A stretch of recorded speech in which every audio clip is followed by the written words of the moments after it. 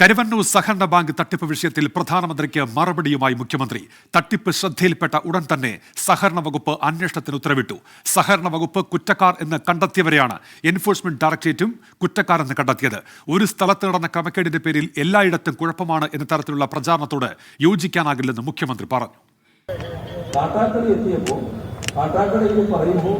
നമ്മുടെ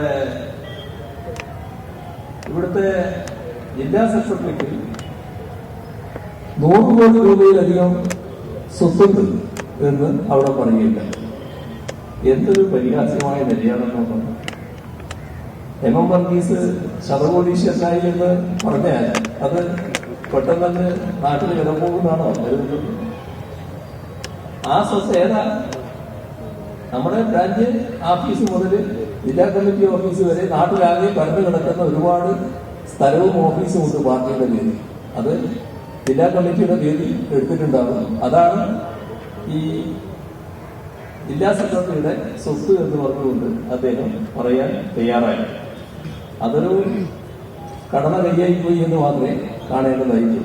ഇത്തരത്തിലുള്ള അപകീർത്തിപ്പെടുത്തലുകൾ കൊണ്ടൊന്നും ഞങ്ങളെ നാട്ടിൽ കൊച്ചാക്കാൻ കഴിയില്ല.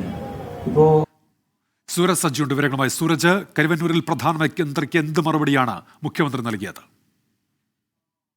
കാലത്ത് ഈ കരുവന്നൂർ വിവാദവുമായി ബന്ധപ്പെട്ടുകൊണ്ട് മുഖ്യമന്ത്രി നൽകിയ ഷാർപ്പായിട്ടുള്ള മറുപടിയാണ് ഇന്ന് തൃശ്ശൂരിൽ ഉണ്ടായിരിക്കുന്നത്. പ്രധാനമന്ത്രി ഇന്ന് രണ്ടിടങ്ങളിൽ, അതായത് തൃശ്ശൂർ കുന്നംകുളത്തും അതുപോലെ തന്നെ തിരുവനന്തപുരത്തെ വേദിയിലും ഈ കരുവന്നൂർ ബാങ്കുമായി ബന്ധപ്പെട്ടുകൊണ്ട് പറഞ്ഞ കാര്യങ്ങൾക്കെല്ലാം തന്നെ എണ്ണി മുഖ്യമന്ത്രി മറുപടി പറയുന്ന ഒരു കാഴ്ചയാണ് ഉണ്ടായത്. കരുവന്നൂർ ബാങ്കുമായി ബന്ധപ്പെട്ടുകൊണ്ട് ഈ വിവാദം ഉയർന്ന സമയത്ത് തന്നെ ആദ്യ അന്വേഷണം നടത്തിയത് ഈ സഹകരണ വകുപ്പാണ്. തുടർന്ന് ആ വിഷയവുമായി ബന്ധപ്പെട്ടുകൊണ്ട് ഈ സ്വത്തുക്കൾ കണ്ടുകെട്ടുന്ന അടക്കമുള്ള നടപടികളിലേക്ക് സഹകരണ വകുപ്പ് പോയിരുന്നു എന്നുള്ളതാണ് ചൂണ്ടിക്കാണിക്കുന്നത്. അതോടൊപ്പം തന്നെ പ്രത്യേക പാക്കേജ് നടപ്പാക്കിക്കൊണ്ട് ഈ നിക്ഷേപകർക്ക് പണം മടക്കി നൽകാനുള്ള നടപടി ഉണ്ടായി. അതോടൊപ്പം തന്നെ ഈ ബാങ്കിനെ പുനരുജ്ജീവിപ്പിക്കുന്നതിനുള്ള നടപടി എല്ലാം ഉണ്ടായി. പക്ഷേ പ്രധാനമന്ത്രിയുടെ പ്രസ്താവന ഈ സഹകരണ മേഖലയിൽ ആകെ കുഴപ്പമാണ് എന്ന് വരുത്തി തീർക്കാനുള്ള ഒരു ശ്രമമാണ് ഇപ്പോൾ ഉണ്ടായിരിക്കുന്നത്.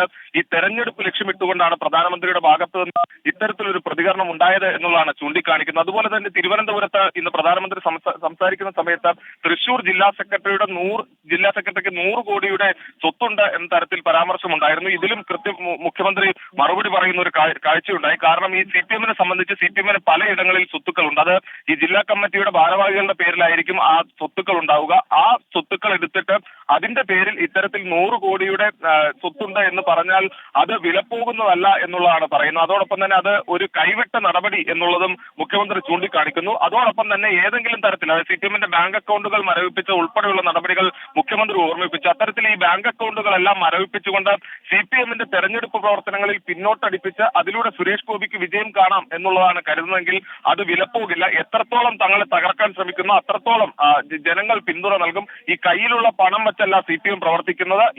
ഈ പണം ബാങ്ക് അക്കൗണ്ടുകളെല്ലാം മരവിപ്പിച്ചുകൊണ്ട് ബുദ്ധിമുട്ടിക്കാനാണ് ശ്രമിക്കുന്നതെങ്കിൽ ആ ബുദ്ധിമുട്ടിക്കുന്നതിനനുസരിച്ച് ജനങ്ങൾ കയ്യിൽ പണം തന്നുകൊണ്ട് ഈ തെരഞ്ഞെടുപ്പ് പ്രവർത്തനങ്ങളുമായി മുന്നോട്ട് കൊണ്ടുപോകാൻ CPM-നെ സഹായിക്കും എന്ന തരത്തിൽ വലിയ രീതിയിൽ പ്രധാനമന്ത്രിക്ക് രൂക്ഷമായ രീതിയിൽ പ്രധാനമന്ത്രിക്ക് മറുപടി നൽകുന്ന ഒരു സാഹചര്യമാണ് ഇന്ന് തൃശ്ശൂരിലെ വേദിയിൽ ഉണ്ടായത്. സൂരജ് സജ്ജിയാണ് വിശദാംശങ്ങൾ നൽകിയത് തൃശ്ശൂരിൽ നിന്നും.